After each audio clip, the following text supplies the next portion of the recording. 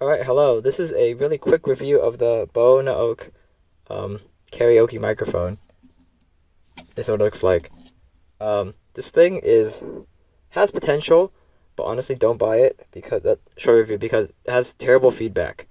Like the microphone feedback is terrible. This is lowest volume.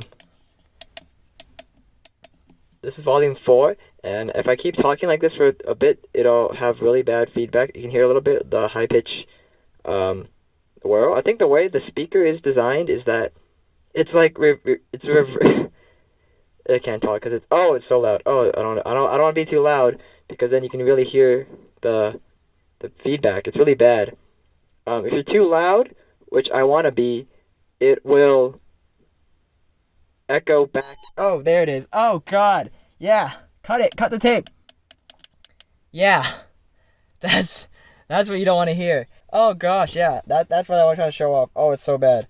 But yeah, this is the model. Don't buy this one. It was like 24 on Amazon. It looks like this. They have like a $30 one. I use it. It's pretty good. I'm gonna get that one. Hopefully that one doesn't have this problem. But yeah, it's pretty bad.